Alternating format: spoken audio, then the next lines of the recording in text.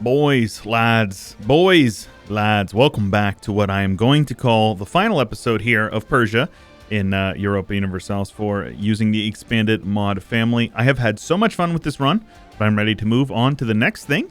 I would tell you, but I'm not going to because I want it to be a surprise, but it will be live tomorrow. But today we're going to wrap up a couple of things. I did a few things off camera. I threatened these guys for a province to get an achievement over here, which will buff us up. We'll get 10 dev costs for the rest of the game, which is pretty crazy considering this fact there's still 140 years left in the game, as well as it buffs up our home area again. There was another one down here that I needed to do, which would be to give us a permanent claim on the Kiva area, I suppose. So we've got some claims over here. Now there's a couple of missions that we need. This eastern border, we just have to wait on this truce with Delhi. So we're just going to chill and go speed 5 for a bit and let that truce expire and handle that.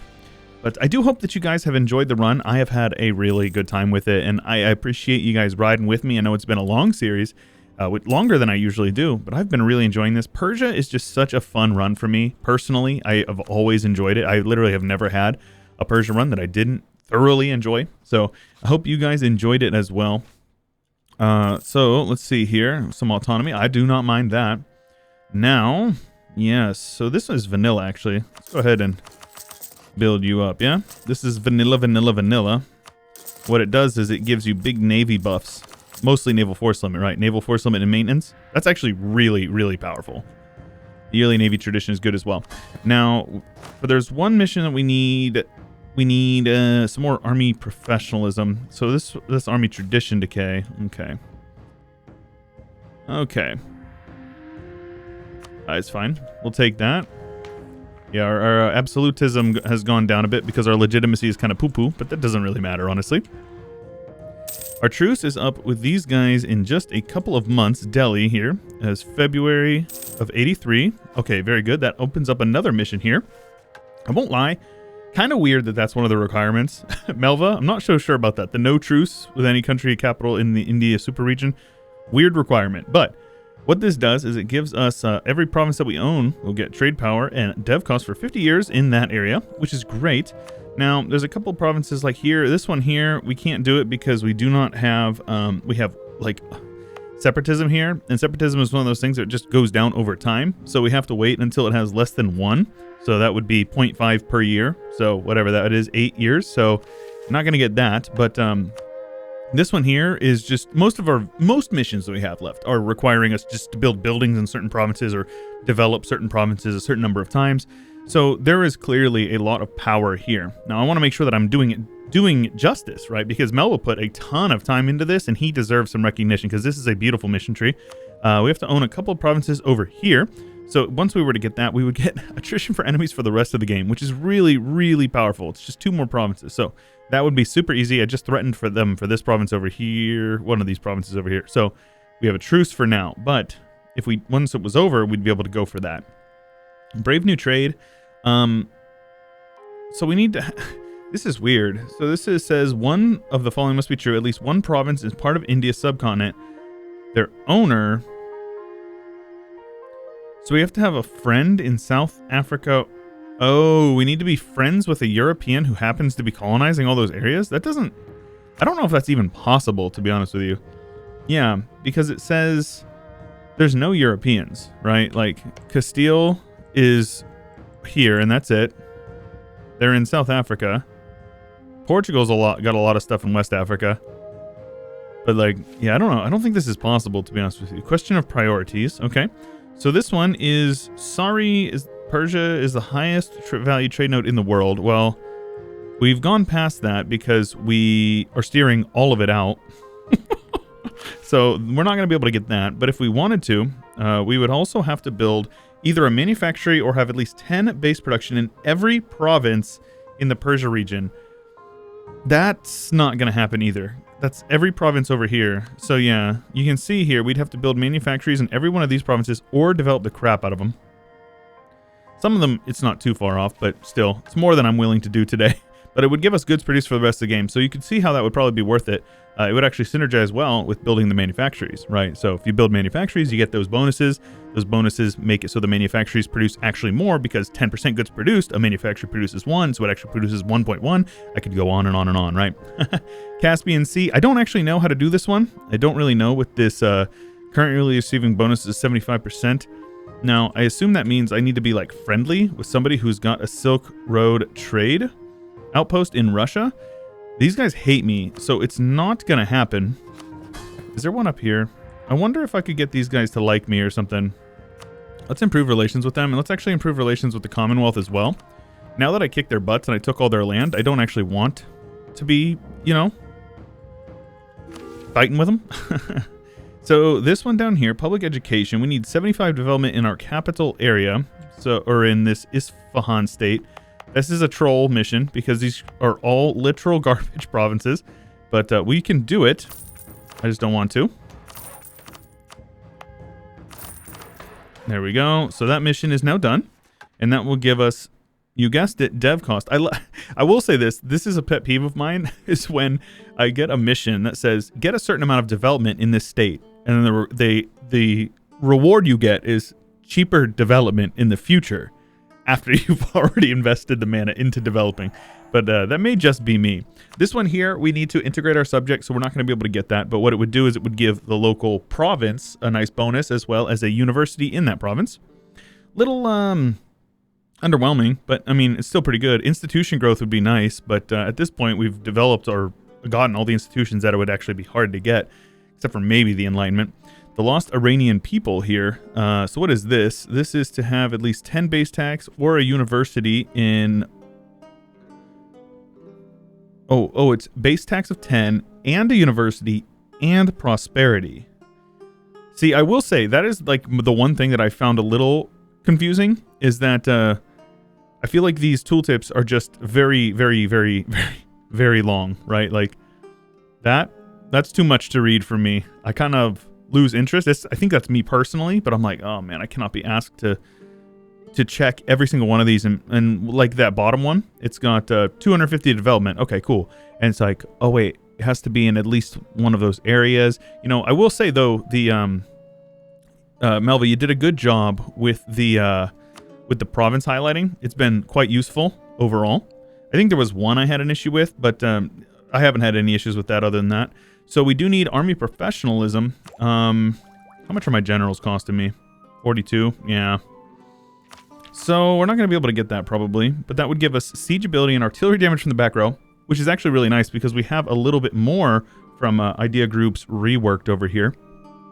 So that's really solid. And then let me see here. This one we could do if we had the Lost Iranian People, which would give us national unrest, promoted culture, and promote culture cost. Very nice. This one here, which we could do once we got up to 90 army professionalism, which would give us expanding the Kurchi core. I think there should be a capital there for that localization. So that being said, I'm basically done with what we planned to do for the campaign. So I'm not sure. Let me know how you guys feel about this. This isn't an Iron Man run. I usually don't whenever I play on like heavily modded stuff, just because it can be unstable. You'll have to switch out mods and stuff like that. So playing an Iron Man doesn't really make a whole lot of sense because you run into issues. So if I need to roll it back because of a bug, I do that. I try not to really like bring it up, you know, because it's like, if I could cheat if I wanted to, but does it really matter? You know, it's like I'm not doing these as guides. It's more about entertainment. But, and that being said, I don't cheat for the most part. I mean, I've like given myself mana whenever I feel a bug happens or something like that. But yeah, either way. So what do you guys say? We give ourselves some army, what is it? Army professionalism. 100. Hey, there we go. So we now have army professionalism. So that will allow us to click this mission as well as this mission. So let's take a look at this event here. Feel free to stop and read if you'd like, but we can either get ourselves some land maintenance at the cost of extra drill gain as well as regiment drill loss. So that's actually comparable to this one down here, right? Oh, also, gotta make sure you're clicking these buttons here. Oh. Fire Temple, there you go. Admin advisors. Sure, cool.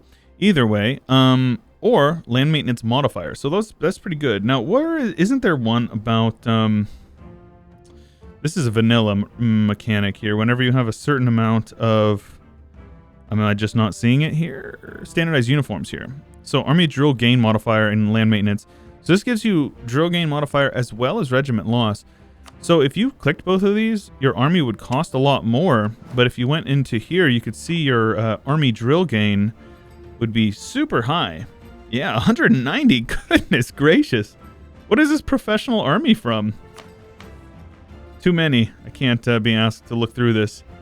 But yeah, so if you wanted to, you could drill your armies up and have huge beefy armies really quickly. So that's pretty cool. We also have this mission over here, which will give us cav. This one was to build up those buildings that I was doing a couple of episodes ago. I didn't realize I needed the professionalism first. But you needed some barracks and some regimental camps. See, like these are the kinds of missions that I'm talking about. It's harder to do them because most of this development over here is garbage, which means you can't really build a whole lot of buildings because it's mostly mountains and desert. So you got to develop that land. Ugh, painful. But at the end of the day, you get 10% cav cost and 25% cav flanking, which is pretty good, all things considered. At this point in the game, the cost means nothing, but the flanking ability means that we'll be able to wipe out more enemies, right? So... let's also see here. Let's go ahead and go debug mode. Integrate. Pun. And that will give us this one here.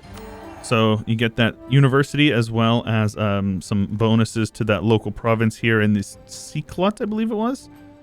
Or Shortcut here. I don't know. This province here. Guerrilla warfare. That's from... Where was that at here? Is it this one? Yeah, right here. This Gundishpur. Very cool. And let's see here. Anything else we really want to check out? Yeah, things like that I'm not really too bothered about. I do kind of want to see the events, though. So let's go with mission, because I don't actually care about this mission. Persia, lost Iranian people. So that completes it for us. That allows us to do this one, which will give us national unrest, promoted cultures, and we also get... Oh, that's a modifier. Oopsies. I thought it was an event. I misread it. So once we have 5 provinces that develop the grain or wine, we would get...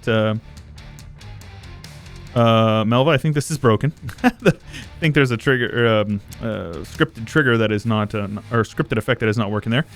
Either way, let's come down here to our finisher. All provinces part of the Levant subcontinent is owned by us and has no unrest or autonomy. And we will get nation at peace until the death of our ruler. Interesting. Okay. This effect will happen once our ruler has died. And we will get for the rest of the game. That is actually really good. That's really cool. I like that. Till the death of our ruler, you get a really strong modifier. And then once he dies, it gets swapped out to a less effective but still good rule thing. That Melva, yes, that is a really good event. That's a really good mission reward right there. This right here, take notes. Melva, send this to Stiopa and Lim. Let them know this is dope. This is a really good one. I'm a big fan of that. I think that's a really great way of adding some dynamic sort of things. So let's see here. Yes, so this one here, yeah, I don't know how to do that. I think that's probably about it then, yeah? Right, so I really do not know how to do this. I guess I could just return this province here. Oopsies, I meant to return it. Oh gosh, dang it, Bobby. It's fine, whatever. So, yeah, this one would give us some bonuses to our navy. Typical. This one here is if we own, so let's integrate... CHG, and that will allow us to click this one, which gives attrition for enemies for the rest of the game, which is stupid. Look at that, +2 base. So if they come over here and they're sitting on this fort, they take, they take supply limit +4, which is that's not what I'm looking at here. So where does the supply limit? Doesn't it usually show up over here somewhere? I don't actually know exactly where those numbers show up. But anyways, you take a look over here and you see they take base of 1 +2, so base of 3. And since the supply limit is pretty low over here, you can see here the supply limit is only 33. So if they have 50, they'll be taking 4% attrition, and it only scales up. So that's great. I like that. Attrition is a very strong modifier to stack. Okay, build some forts, and those provinces will get extra bonuses, which is nice. This one would give us dominion over India. So let's see here. Let's go tag VIJ. There we go. Now let's go ahead and what am I doing here? Let's white piece this war. Tag Persia. And then go to return this province here. And then let's integrate Guj. Because that will make it so we can take this province over and it doesn't have any separatism. Nice little trick there. Dominion over India. So it is finally time to decide what to do with India. We shall rule them with an iron fist, which gives us permanent claims on those two regions here. So that is all of this, right? This is Western India and Hindustan. Okay. Or enable the Indian hegemony mechanic either by creating a coup in the owner of Delhi, Gauda, Bidar, Vijayanagar, or by directly conquering those provinces. Once our March or satrapies with capitals in those provinces conquer at least 30, 40, 50 in their respective regions, they will grant us bonuses. Very interesting. Okay, cool. Very cool. Once we own Marwar and has that thing there. Okay, so let's go integrate MER and then upgrade this guy here. Let's go cash 50,000, something like that. And let's get these guys upgraded and see what that does for us as well. Now, this is vanilla, I believe. I might be wrong, but I think this is vanilla. 20% advisor cost, such a good one. Here we go. So we get 20 prestige, national unrest for 20 years, and if we have extra prestige, it will go into mana. Very cool. All right, lads, I think that's a pretty good place to call it. Let's take a look at our timeline here, because we started off as... Who did we start off as? I cannot recall. Who did we start off as? I forget. Was it Ardabil? I don't think so. Am I being dumb? Ajam. We started as Ajam. Right. I knew that. So apparently we formed Persia very quickly. We weren't Iran-Shah at this time. That's just the way that this works. So then we slowly started... We kind of waited our time out. These guys were both subjects of ours.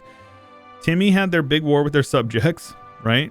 And then we consolidated some land over here from QQ. Lots of land from them, actually. Now we were starting to work on getting our trade. Timmy was weak, so we attacked them and integrated most of their land. And then I believe I think it was like I meant to attack Khorasan and separate piece out Fars, but then I accidentally attacked Fars or something. There was some weird stuff going on over there. So we had some land consolidated. We actually have like modern Persia, which is really nice. And then pretty soon we annexed like all... Oh yeah, very good. We finally got the Baku Ateshka. And around this time is when we flipped to Zoroastrian. Big war with Transoxiana. Timmy was our vassal, and so we expanded quite a bit with them, and expanding a bit over here into Basra, so that way we could steer the trade up here, annexed our subjects, and this is when we started really making money, getting over here, annexed Baluchistan in one foul swoop. Timmy, again, was our vassal, so we just started eating, reconquering all of their land over here, which was beautiful. Hassa was our subject as well, if I recall correctly. I might be wrong. I feel like they were. Am I making that up? I think I'm making that up. Anyways, Timmy was definitely my vassal, and soon we got over here, took a ton of land from the Mams. Ottomans were popping off, and around this time we had our first war with the Ottomans, and I very vividly remember it being an absolute stomp. We kicked their booties. Let me see here. And we took Karaman as a subject for some reason. I don't remember why. We liberated them, a liberation war. We released Byzantium, who was Sunni, hilarious, and Menteis, and then Karaman was our subject. More land from these guys. Released Najd, who was our vassal, as well as Syria, who was also our vassal. And then we attacked the Ottomans again very soon and took a huge chunk out of their land in Anatolia. And then, again, went back to war with the Mams and took a bunch of land. Right, we're consolidating lands over here, integrated Karaman. And then another war with these guys, took the Holy Land, more land for Najd. That was the major thing. I gave Najd a ton of land. And then we started making our way over into India, consolidating a bit of this, and I think we released some subjects around now. And we also kicked the Ottos out of Anatolia, kicked the Mams out of Arabia, and then all the way over to Alexandria. Here we took the provinces to release Punjab as well as Mewar. They were our subjects. More annexed land for Najd, and annexed a ton of land for Punjab and Mewar. A couple of like real tough wars over here in India, I remember. And then soon we went back to war with the Ottomans to take Constantinople, because why not, you know? And then we also had some war. Yep, there you go. And then we released a Bulgaria, who was Zoroastrian as well, of course. And then major wars over here to get a ton of land over here. Yarkand was also our subject. Around this time, we kicked Yemen out? I can't remember who came first. I think it was the Mams. We ate up all of the land of the Mams while also snaking our way down here, and Arabia. So we kicked Yemen out of Arabia, gave a bunch of that land to Najd, started integrating them. At least maybe we didn't. Maybe we kept it for ourselves. Yeah, I think we kept it for ourselves.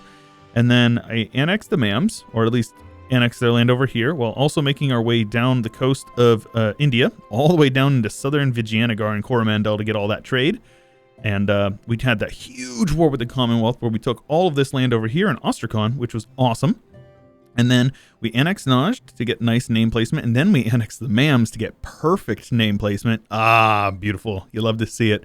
And then that was about it. Yeah. So guys, if you enjoyed the run and you're excited to see some more content like this in the future, make sure that you subscribe and ding the bell, because that's the best way to keep up to date with it. I have been updating plenty of great new content over on my second channel, Chewyshoot, so check that out, linked in the description. And if you want to support me on Patreon, you actually get early access to it. If you want to join my Discord, subreddit, Twitter, it's all linked in the description below. But that's all I've got for you for today. Until next time, this is Padishah Chewyshoot, and I will catch you guys later. Did I say Padishah? I meant to say, this is Sha'ansha Chewyshoot, and I will catch you guys later.